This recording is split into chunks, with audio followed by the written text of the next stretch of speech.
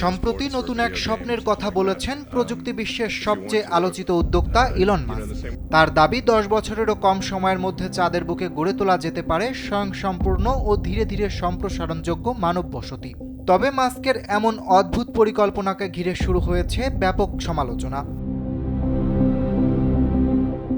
প্রযুক্তি আজ এমন এক পর্যায়ে পৌঁছেছে যেখানে গতকালকের বিজ্ঞান কল্পকাহিনী আজ বাস্তব প্রকল্পে রূপ নিচ্ছে।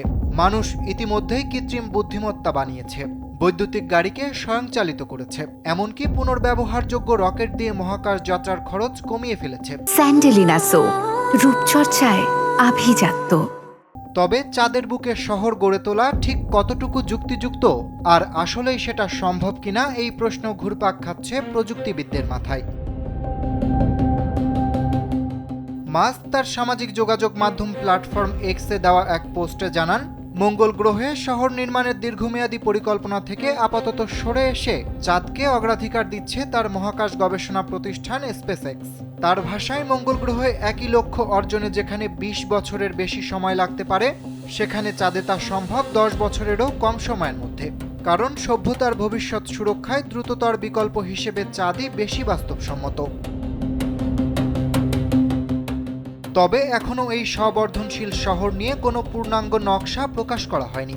ধারণাটি রয়েছে পরিকল্পনার পর্যায়ে। মূল ভাবনা হলো চাঁদের মাটি ব্যবহার করে অক্সিজেন, পানি ও নির্মাণ সামগ্রী উৎপাদন করা এবং ঘন ঘন উৎক্ষেপণের মাধ্যমে সেখানে স্থায়ী বসতি গড়ে তোলা।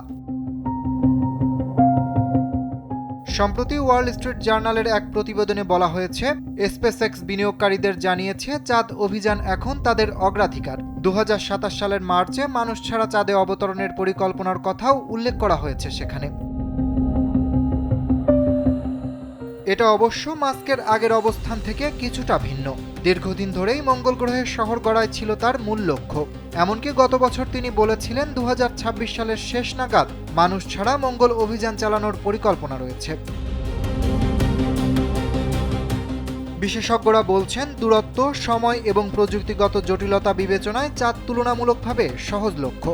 যুক্তরাজ্যের ইউনিভার্সিটি অফ সারে এর মহাকাশ বিষয়ক বিভাগের জ্যেষ্ঠ প্রভাষক ডক্টর সাং উলিমের মতে, পরিকল্পনাটি উচ্চাভিলাষী হলেও একেবারে কল্পবিজ্ঞান নয়। অরিত্র বাসু, কালবেলা।